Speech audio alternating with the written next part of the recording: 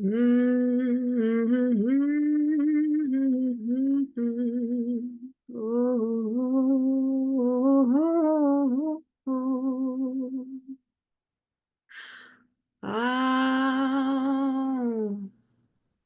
hello, welcome to Seed Blissfully Lit podcast.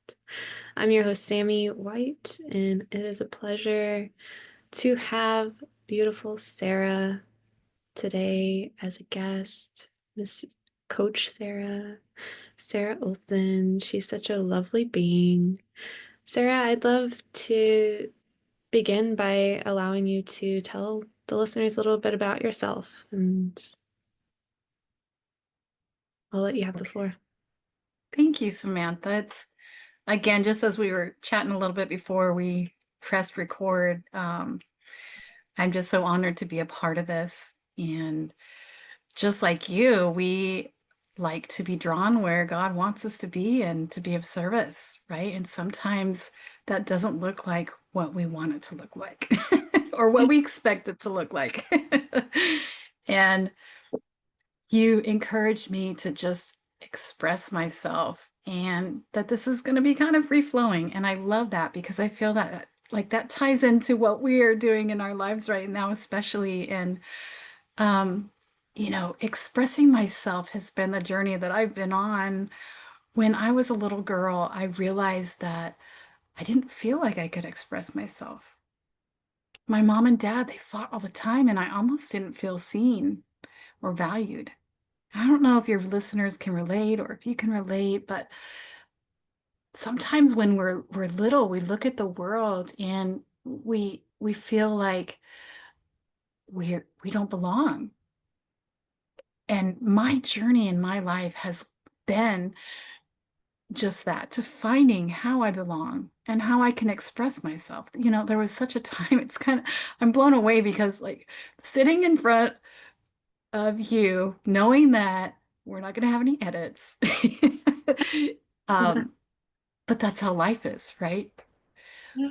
But then to learn that we can embrace the messiness, we can embrace the errors, we can embrace the imperfections, and that's what actually gives us um, the lessons that we need to learn.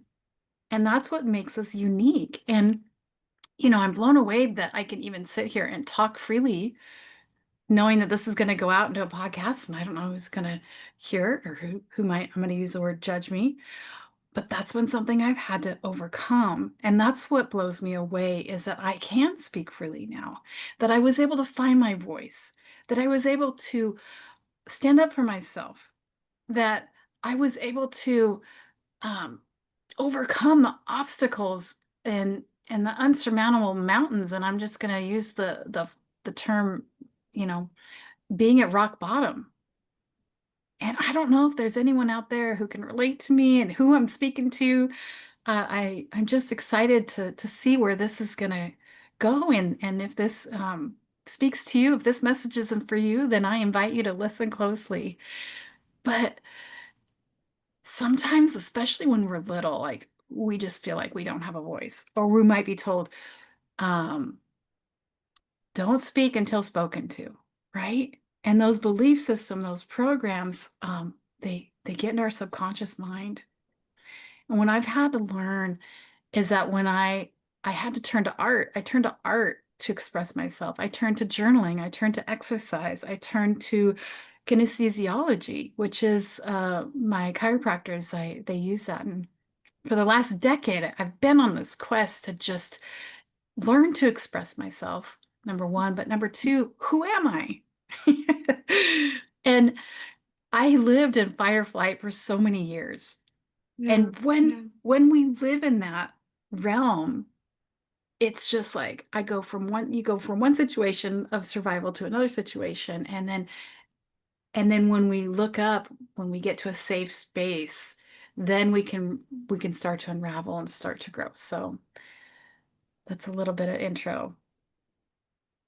It's so beautiful. And knowing you and knowing your story personally because of our friendship, I can really see you lighting up over the various obstacles that you faced in this lifetime. And how you climb back up stronger than ever every time. It's just so incredible. For our listeners, Sarah has a history of being a coach, and she also does a lot of work with art therapy, and she's developed some amazing courses online as well. She has a very creative spirit, and she's overcome some, very deep life challenges, but she's always come out with a huge smile on her face, and she is so generous with her love and patient and kind, and it's just so beautiful to see her beginning to flourish more and more. So, Sarah, Yeah. before we dive in deeper into your journey of your life, I'd like to hear what magic means to you and how it plays a role in your journey. Oh, beautiful question. And thank you for your generous words too. Magic. The word magic used to scare me because I had this kind of Christian background. I thought it was evil. But what I've learned, in fact, I just watched a video last night, and it's like magic is really science that hasn't been explained. I believe that every human being is magical. And what I mean by that is when we have the opportunity to, I'm going to use the word materialization, like Master Co used, where we can materialize our dreams. But first of all, who put the dreams in our heart anyway? Right? Why are they there? And the magic is helping those dreams materialize into real life. Yeah. And it can be as simple as, oh, I really, really, really love tulips and I want to find some purple tulips to plant in my yard. And then turning around and finding some purple tulips or someone offering them to you to plant in your yard. It doesn't have Right. to be that deep. It doesn't have to be like this huge thing that you create. It's just the beauty of everyday life and the things that show up when you just open your heart. Right. And I think part of that too, Samantha, is even knowing what we want, even knowing like, why do I like purple tulips? Do I like purple tulips? Yeah. Why not red ones? But someone told me once that it's the things that give us joy. Mhm. Those are the things that we need to follow. And if purple tulips give you joy, then of course you want more joy around you. You want more purple tulips, right? Yes. So whoever's listening, follow the joy. What lights you up? And then, like Samantha said, like how see what happens and see how that appears. I love that. Thank you. That's cool. Oh, you're welcome. You're welcome. Thank you for sharing, what magic means to you and how it's playing a role in your journey. It's, uh, following those little inklings of joy and Mhm. creating along the way. And it's really incredible that in our lives we can create things, even out of the most challenging and like lowest situations. You mentioned a rock bottom, and Mhm. I don't know about all of our listeners, but I've faced multiple rock bottoms in my life, and you know, sometimes it can feel very devastating. Could you share a turning point in your life that transformed you, maybe out of some kind of rock bottom or despair where you rebuilt and found that magic? Yeah, I'd be happy to. And, again, I'm blown away that a few years ago I was so embarrassed by this. And like being able to share the story was like, I'm blown away that I can speak freely about this, but because there was a time where I was really ashamed and really, um, I didn't want this to be part of me and my identity, and but a lot of people don't realize, but my first husband was a cop and my second husband robbed a bank. And although there was a time where I was at rock bottom when my first husband and I went through a divorce, that was the moment where I figured out what I was made from and was able to build a business, a house cleaning business, and that flourished over, I think, about 11 years and got me through the time where I was a single parent. And but what I really want to focus on is going through the robbery with my second husband.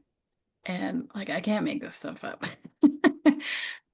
But I spoke earlier about living in survival mode.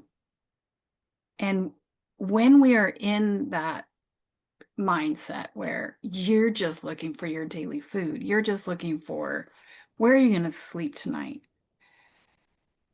And the last thing on your mind is self-care.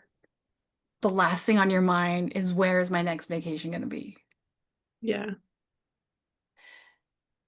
And that's where I was. I was in that fight or flight, it's what a lot of people call it, fight or flight mentality. And because I was in that mindset when I married my second husband, in fact, I remember telling myself when he asked me to marry him, um, nobody else is ever going to love me. And so that's how low of a mindset I was in when he asked me to marry him. So for you listeners out there, make sure to get in a healed, happy, vibrational state when you have relationships. Because if we don't work through the old, I'm just going to say old crap, the old stuff, the old sludge, um, those next relationships are going to be equal to where we are emotionally. Yeah. So You I knew attract two, what you hold. exactly. Yes, yes, yes. So I knew after 2 weeks of being with this guy that I had made a huge, huge, huge mistake. We were in Las Vegas meeting his father, and we are sitting at a restaurant, and he's like, I gotta use the restroom. I'll be right back. And so I waited, half hour goes by. And again, this is my first time in Vegas, little shy girl from Idaho. Like, I'm a small town girl. I didn't know where I was going. I didn't know. I was scared. And so half hour goes by, an hour goes by. All of a sudden, 2 hours go by, and he comes back and he's like, I gambled all the money. Now, mind you, this was money that we had borrowed from my father to go and get my stuff out of storage Oh. in Arizona. Yeah. So not only did he leave me there for 2 hours, he also gambled all the money that we had to live off of or to go on our trip to go and get my stuff out of storage. So why do I share that? Well, that was the moment, that was a red flag, a big, huge red flag that I should have ended the relationship, Yeah. but I didn't. I had told myself, I had this belief system that if I got myself into this, I need to stay in there because I was under the belief system at the time that divorce was bad. Mm. And so because I had married him, I felt obligated to stay in that relationship. Now, mind you, 7 years I was with this guy, and there was more gambling. My car got repossessed. He said that he was going to pay the car payment, and he didn't. He went and gambled it. So my credit got messed over. We ended up working at the same company, and he had a very bad reputation at that company. He would, and at the same time we were working together, he would come up and pick fights with me in front of everybody. So I was just so ashamed of being with him there was so much shame around it, so much low self-esteem that I just felt like I couldn't do any better. So whoever this story is coming out for a reason, whoever is listening, whoever needs to hear this, you're better than this. You can get out of any situation. What ends up happening when we're involved in people who are abusive or emotionally manipulative, like he was, is it wears us down. And I just want to encourage whoever might be in this situation to get out. And the beautiful thing, Samantha, is there was a time, like I mentioned, like I was so ashamed. I was ashamed that I was his wife. I was ashamed. But I feel like, I know you believe this too, that God and the universe, they give us these lessons until we wake up and like, hey, listen to me. This is not the direction I want you to go in. And that was kind of, unfortunately, I learned the hard way. And then yeah, and then he kept gambling and kept that guy, he was in and out of like 12 different jobs. Like he couldn't hold a job. He he got into fights all the time. We were fighting all the time. He estranged me from my relationships and my friends and my family. There was like periods of time where my family didn't even want to talk to me. That must have been so hard. Yeah, but it was weird. It's like I just had these blinders on. Like the Yeah. only thing I was living for was taking care of today. And it's like I just everything else, any self-care, any happiness, anything beyond any hopes and dreams that I had, that was not my life. How did you find clarity and take the blinders off? What happened? It had to take the drastic event of him robbing the bank to really open my eyes. And I joke and I tell people I draw the line of bank robbery. Pretty thick line. But seriously, like it had to take something drastic for me to wake up. And I feel, a lot of people like, oh my goodness, like I couldn't imagine, but it's like I look at that as a moment of grace Yeah. because any ego that I had was gone because it was like showcased in the newspaper. Like I was in the newspaper for this because we were married. But yeah, So anybody out there who thinks that it's going to get better, who thinks that just wait it out, no, they're not going to change. And it might get worse. So get out now. you can't change somebody who's not ready to change, and they have to find it on their own. That's something I learned in the marriage that I was into. Yeah, you can relate, can't you? Yeah, Yeah, I it's mean, so valuable. he wrecked two cars and I was still there. Really, It's just, it's like, how much do you weigh? right. And how much do And you you just, carry before you realize that you have people who care about you, who love you, and who want better for you? You don't have to right. weigh it all by yourself. That's something that Absolutely. I had to learn I learned the hard way. I didn't have to learn it the hard way though. Yeah. But for whatever reason, we just kind of, I think that's part of the abuse cycle too, is people, they want you to make you feel like you can't do it without them, Yeah. and you can't do it on your own. You're not strong enough, but you are.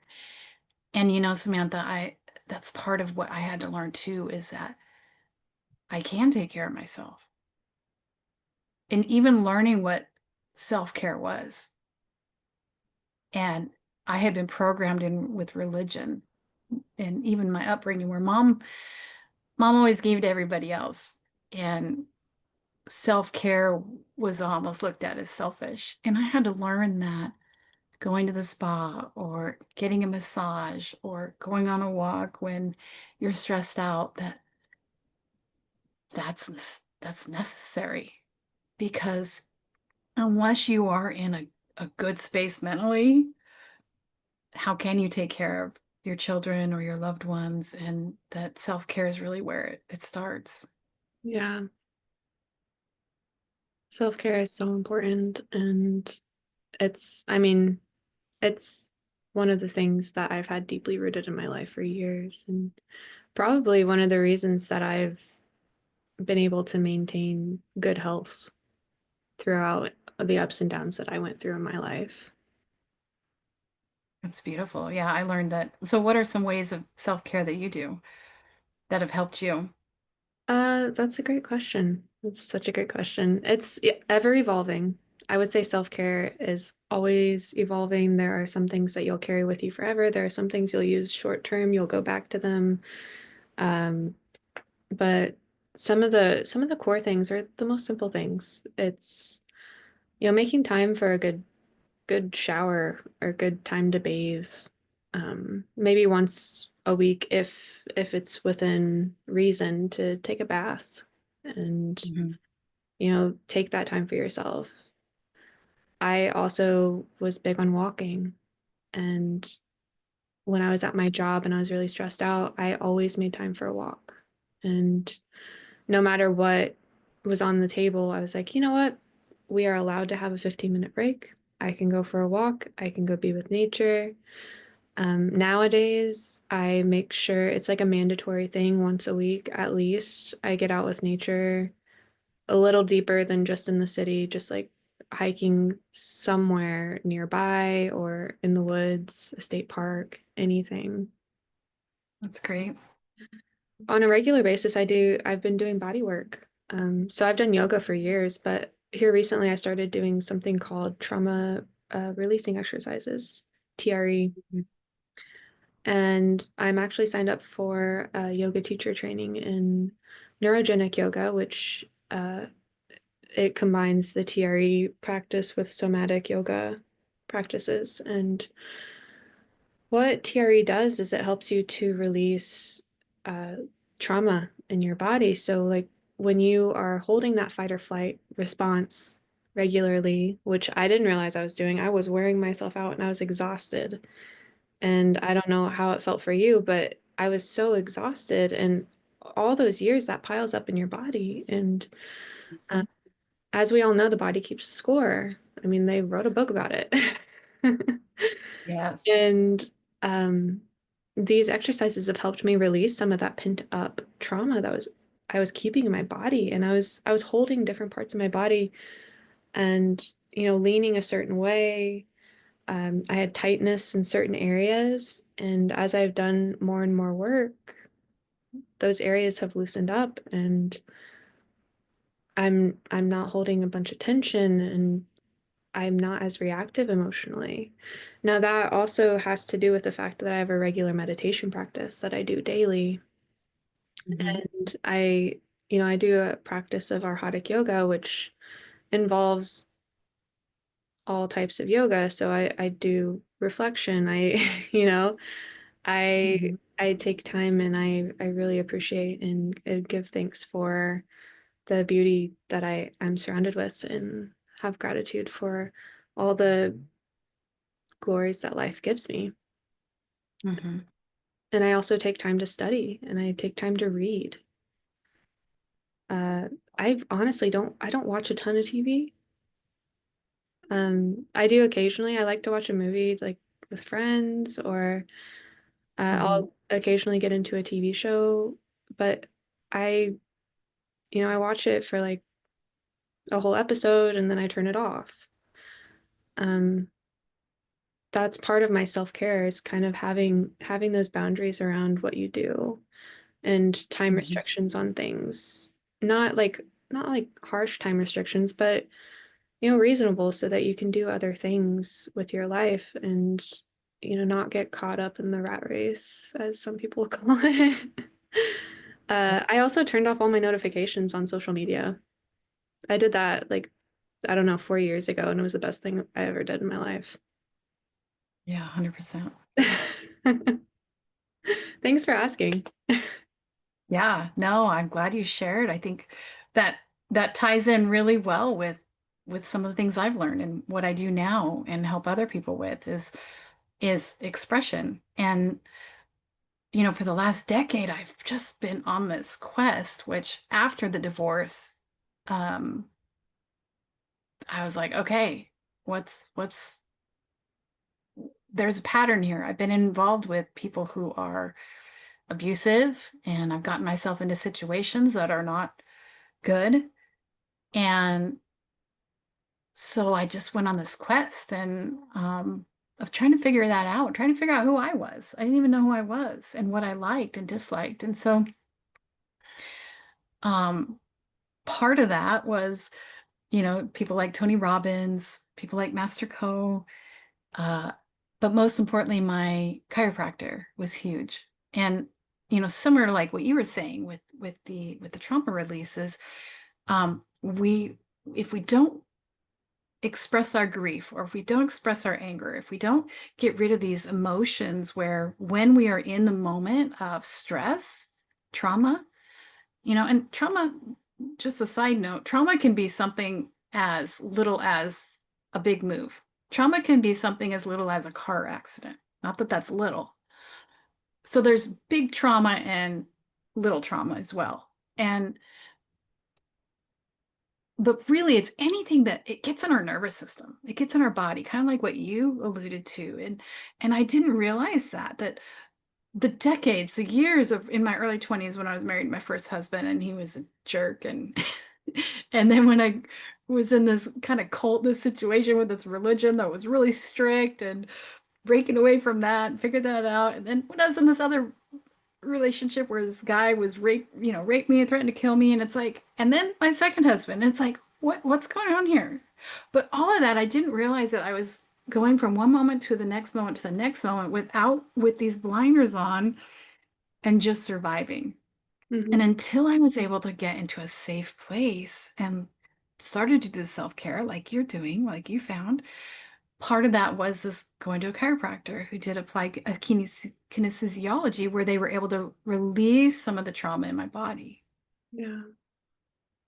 And, like I mentioned earlier, it's like I felt when I was a little kid, I didn't have a voice, like I couldn't speak up for myself. And being able to finally find my voice and being able to set boundaries in a respectful way without getting aggravated and yelling and screaming, being able to communicate respectfully before you get aggravated. Yeah. All of that's been part of my journey. And what I do now is um, I've turned to art and I've turned to exercising and I've turned to that self-care practice where part of that is going to chiropractors and naturopaths and going to some of these alternative ways of health and learning from people like Master Co, learning from people like who are not in the mainstream, but hopefully someday will be in the mainstream. But just that quest to just find peace and happiness. And part of what I've done, what I do now is what I call expression healing. And that's working with art where embodying grief or embodying or what's the word? Envisioning grief and contextualizing it onto a canvas where we can get it out of our body. And you can do this with any type of emotion. This is what I help people with. And putting it in, it puts it into perspective where we don't have to carry that grief or that anger or that emotion around in our body. We can get it out. And that's what I help people do. And yeah, so that's it's a beautiful segue. I'm glad you were able to share. And that's similar things that I've found too with what I'm doing now and helping people, but also most importantly, where I can sit before you today with a smile on my face. Mhm. And what a beautiful way to share what you've been through and the tools that you have learned in life with others so that they can also overcome those, deeply held emotions. I've been reading a lot about Reiki and therapy, and they go into the, different character traits that we develop because of, childhood trauma or, being told to hold certain things in, like you said, not Mhm. not to not to talk unless you're spoken to, and those sort of things. And Mhm. a lot of the Reiki therapy is expression and, letting that out as an adult. And I personally have done that. And I've also done art. And all Yeah. of these different ways of expressing really can unlock the truest self, and you get to know yourself. Like you said you've been on this journey of rediscovering who you are, and it's never too late to do that. And honestly, I think it's a lifetime journey, Mhm. is you're always going to keep unlocking different parts of yourself. But Right. utilizing these tools and getting to share that with others is so amazing and so transformative. Um, Right. as someone who inspires change, what messages do you generally try to convey to others who are seeking this transformation? Mm. Well, there's so many things, but what comes to mind is that, kind of like what you said, it's never too late. You could never be at a place in your life where there's no hope, because there's always hope. And a lot of times as adults, especially, we get caught up into work and we get caught up into caretaking everybody else. But to making time for, I'm going to say recess, adult recess. Like, When we're kids, we get recess, right? We go play outside. I remember going home after school and coloring rainbows with my crayons, and just that free expression. mhm. And I just want to encourage anybody out there to, when was the last time you had recess? When was the last time you allowed yourself to play? Mhm. And one of my favorite quotes is, you can't you can't have a bad day with bubbles. And So I actually carry bubbles in my car, because it's one of those things that instantly changes your mindset. It instantly gets you into a playful mood, and that, you know, if you're going through a major change, look for the joy.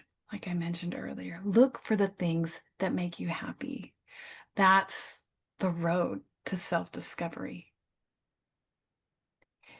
And that I loved what you said earlier, where you don't spend a lot of time watching TV and you've turned off your notifications for social media. I think that's huge, because I feel like a lot of people drown themselves in watching TV or social media to distract themselves from who they really are, because they're afraid of figuring out who they really are. And I just encourage that anybody's going through change to just turn everything off, take a walk in nature, or, you know, doodle or color or whatever that might be, or just sit in silence. And that is where discovering yourself really lies, is, what's that inner voice say? What's that inner dream? The dream that you had when you were a child. It's so important that we tie into those little things. And even if you don't have a lot of money, there's a lot of free resources out there.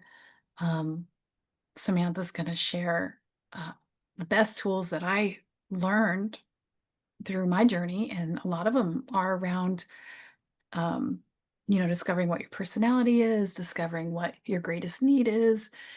And this was the quest that I went through. And so I would encourage anybody who's going through a major changes to really try to figure out who you are, and also the freedom to redefine yourself. yeah. Where if you didn't like some of the friends or the people you might have been around, or some of the habits you've gotten into, you have the freedom to change that. You have the freedom to rewrite that. And so, be gentle with yourself. Thank you. Thank you for sharing that message. And that really touches my heart as I've been through those moments and recognized that change was necessary for myself. And Hmm. sometimes it can be scary.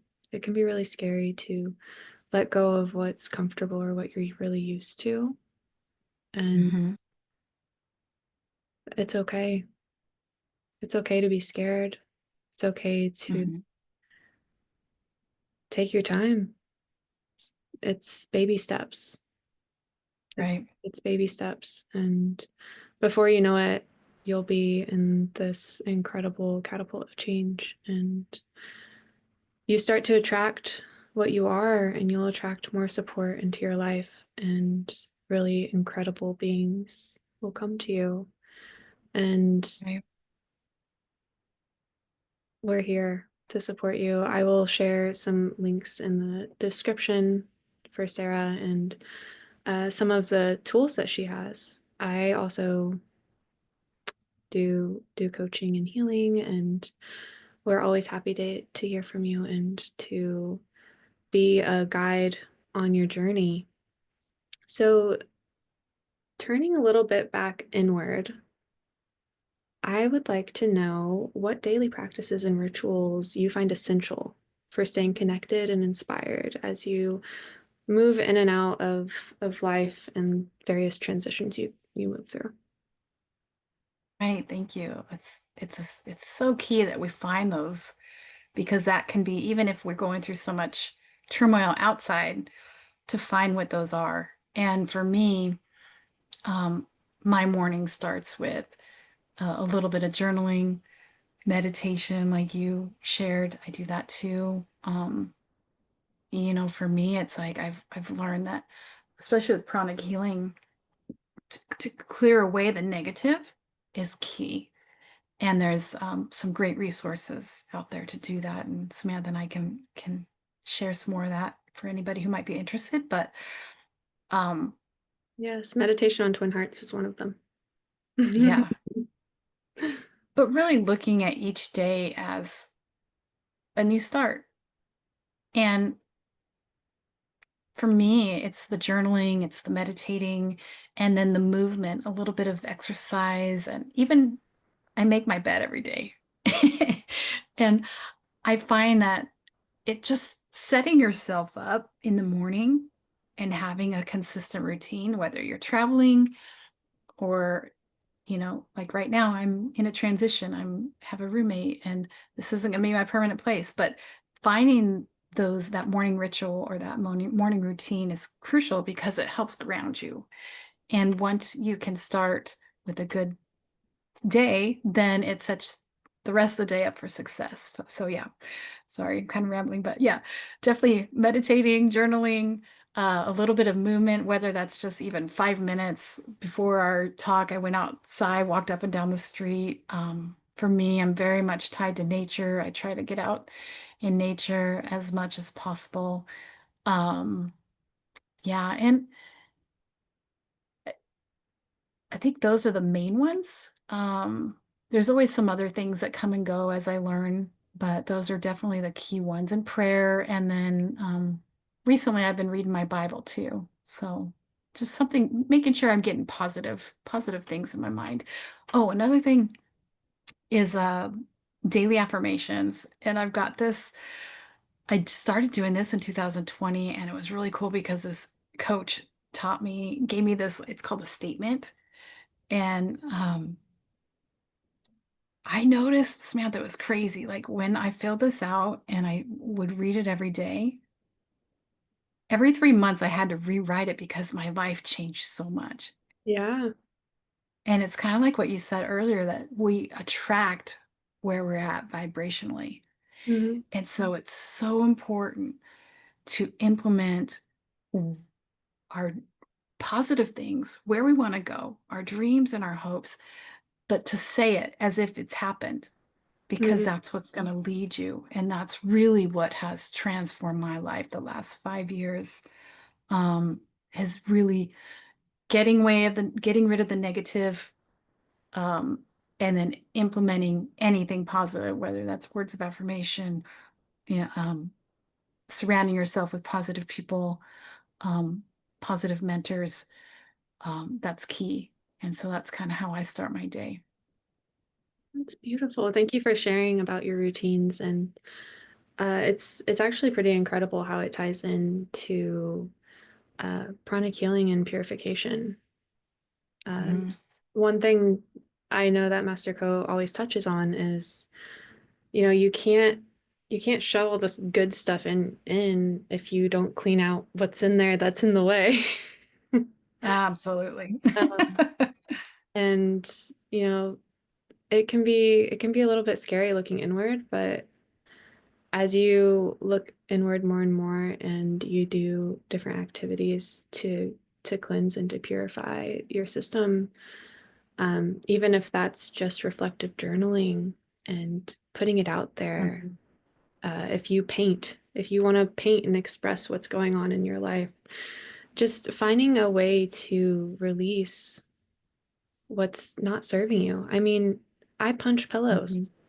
You can do that. Yeah, there You can you do go. that. You're not hurting anybody. Uh, Mhm. but just taking that time to release that, and also reflecting on what is it that you really want? Mhm. What do you want in your life? What do you want in the next week? What do you want in the next month? Start small. What do you want in the next day? I mean, it's those small steps that lead to bigger changes. Like Sarah said, every so many days, would you say like 30 Every days, 3 months after, every three yeah, months, every 3 months. she Yeah. has to change her goals because she's already accomplished them. Yeah. And that's one thing that I've also been implementing, I would say probably the last 2 years, is I have a goal journal and I have categorized goals. I mean, you don't have to go this deep. But if you Yeah. work Oh, I with think me, it's like great. I'll get your goals all categorized and I'll help you work towards them. But I do new goals by the Kabbalistic cycle, and that's every 52 days. And every time I write those goals down, I accomplish them. And if there's a That's part of the amazing. goal that I don't accomplish, then I revamp it and I work on it the next cycle. But typically, if you set that intention, if you write down the goal, if you write down the steps that you want to do toward that goal, you're going to get it done. It's a matter of thinking, knowing you can do it, figuring out the steps to do it, and acting. Hmm. That take massive action. Isn't that like a that's a Tony Robbins. Tony Robbins? Yeah. Yeah. And no dream is too big. Yeah, If it's in your heart, it's in there for a reason. but Yeah. Go ahead. Sorry. don't be hard on yourself if it doesn't happen like that. It does take a lot Right. of work. That's true. It sometimes it takes a little time, but it doesn't matter how big it is. And if anybody wants to use the same affirmations that I use, I actually put them on my website under my shop, and it's entitled Affirmations. That's beautiful. Thank you for sharing. I love Yeah, asking. absolutely. Yeah, I've actually recorded my own, like, just voice memos. One day I was feeling really inspired and I was like, I'm gonna make my own aspirations. And voila. I love it. It's funny you said that. I love Canva. Like I could spend all day on Canva just making flyers. And so I did that with my affirmations. I actually made a video and recorded my voice, and so I have it, I play it, I try to play that every day too. So yeah, as long as you can encompass it and embody it like with all the five senses, then it becomes more real. So that's cool. That's incredible. Thank you for sharing that. So, in talking about goals and these aspirations and putting it all out there, living it, feeling it, breathing it, finding all those senses of what you want to accomplish. What is your next big aspiration in your journey of conscious transformation? Oh, Samantha, thank you. I have some big goals. Um, I'll start with one small goal. and I'm feeling called to write a couple books. And it's interesting because I was chatting with a friend last week and she said, okay, because I've got 8 ideas.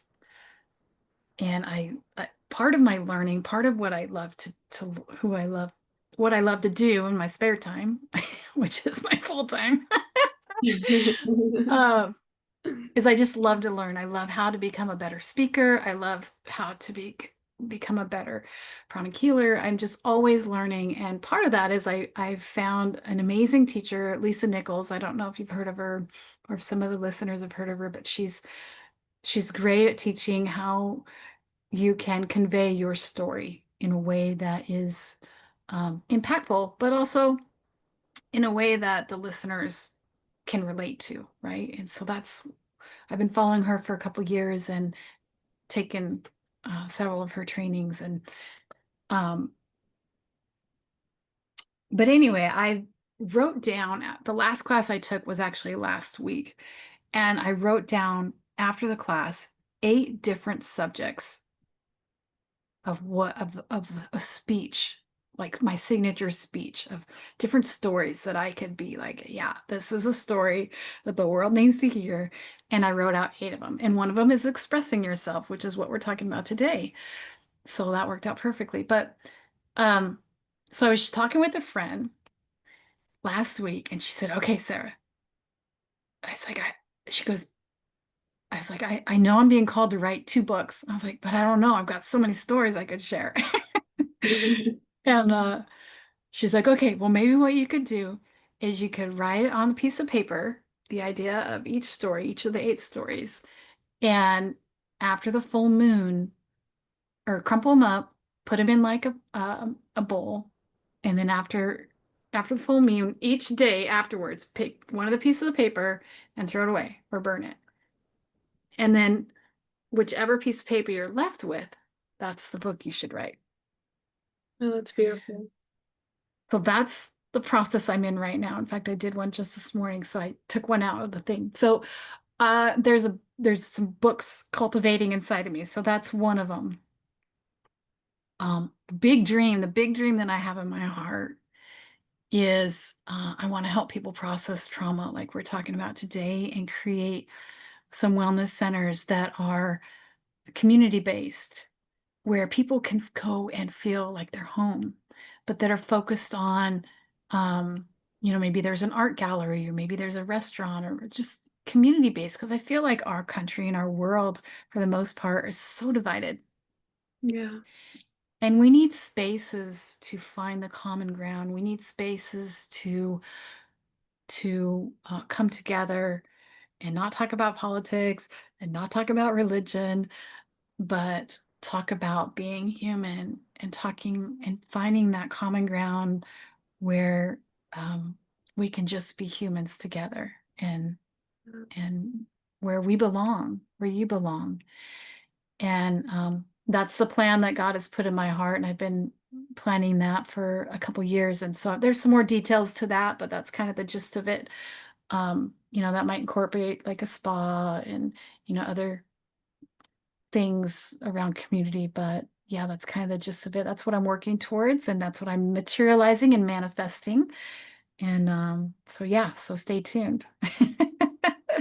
I'm thrilled. I look forward to seeing all of this. Thank you. You're very welcome. Thanks for sharing. Those are huge aspirations, and I look forward to finding out what topic your book is going to be on. It's very Yes, exciting. And I'm kind of excited too. what We'll a see what what a happens. glorious, yeah, what a glorious dream too, to bring the community together and help people find a safe space to heal.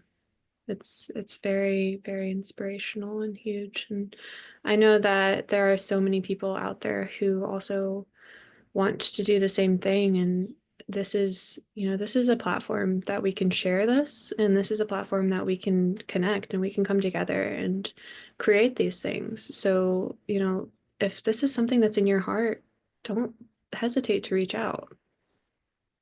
Like, we're better together. Group work. Absolutely. Yeah.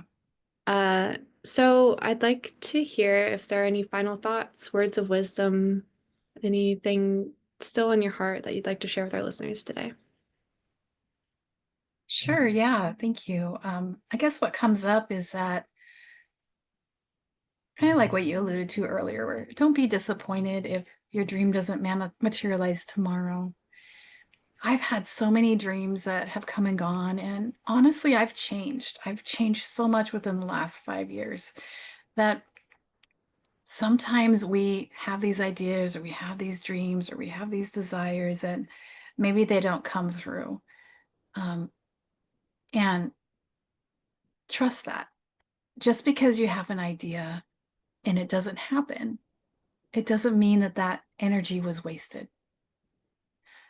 The most important thing is that you are expressing your creativity and tapping into dreaming again, hoping again, wishing again. Like we're little kids and we blow on those little dandelions and all the seeds go all over and we're like, and we're blowing and we make a wish, or we're a little kid and we have a birthday candle and we make a wish, and all those wishes and dreams are not wasted even if they don't come to fruition.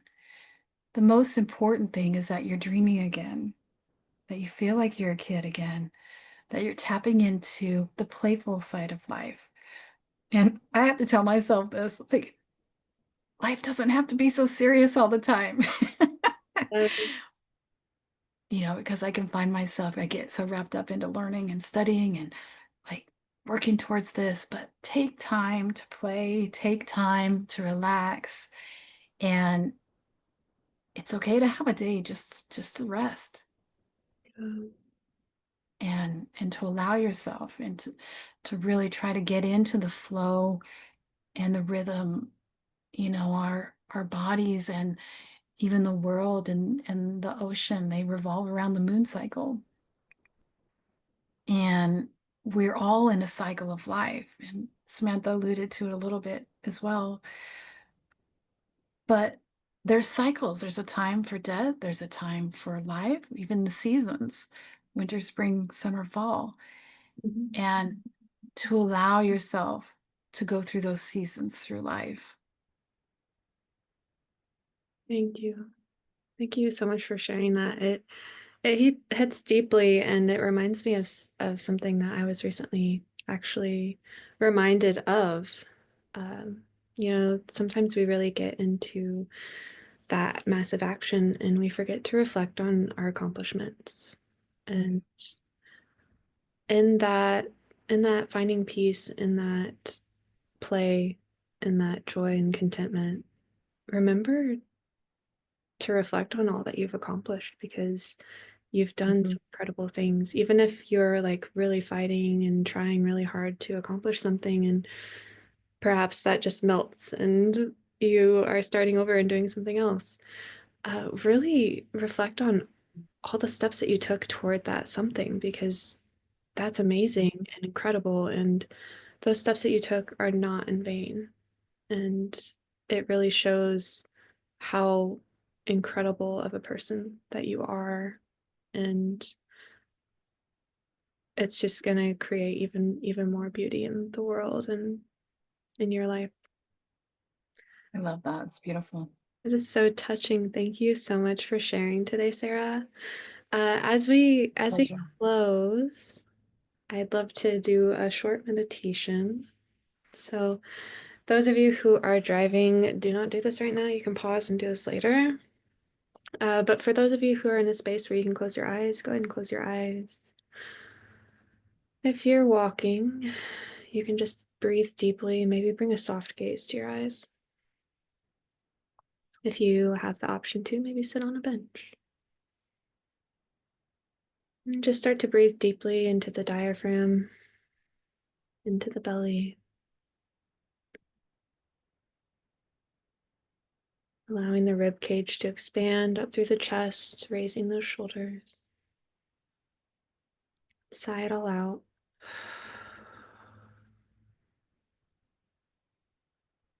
Taking another big, deep breath.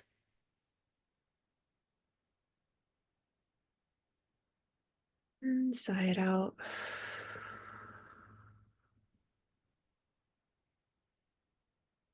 You can continue with this breath or just allow your breath to regulate, allowing the breathing to just naturally flow. Bring your attention inward with the eyes closed, or perhaps you have a soft gaze.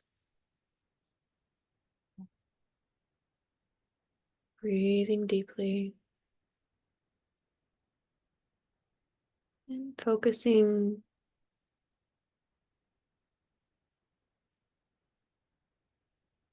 on the breath, not trying to control the breath, but just following the breath.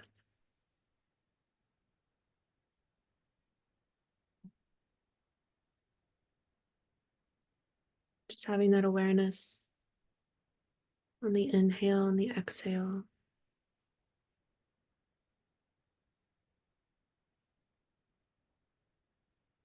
And start to recognize the pause in between.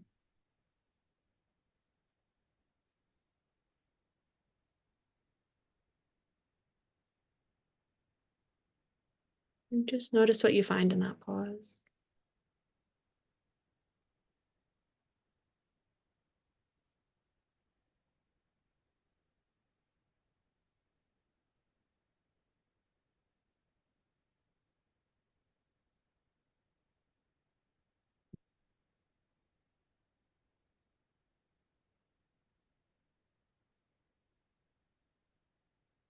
And gently bring your awareness back to your breath, back to your body. Focus on the fingers, focus on the toes.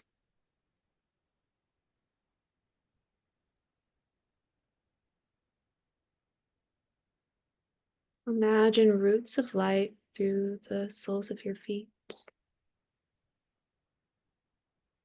connecting you to Mother Earth as she supports you through each and every day. Feeling those roots of light growing stronger as you grow more stable and tall. And equally feeling a light shining through the top of your head, connecting to above.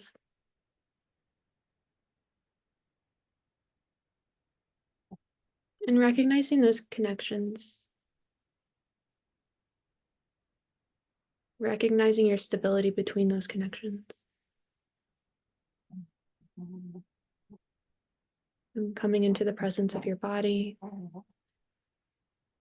As you're ready, gently opening your eyes.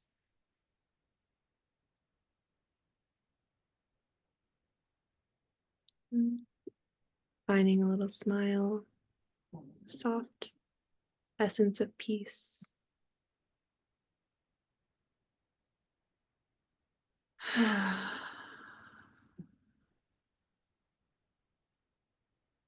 Thank you all for joining us today.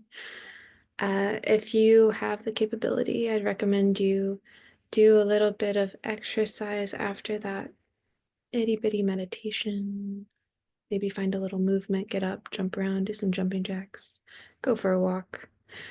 But thank you so much for joining us today. It's been a pleasure having Sara on the podcast. I will share links to Sara's social media and her website and all of her resources in the description.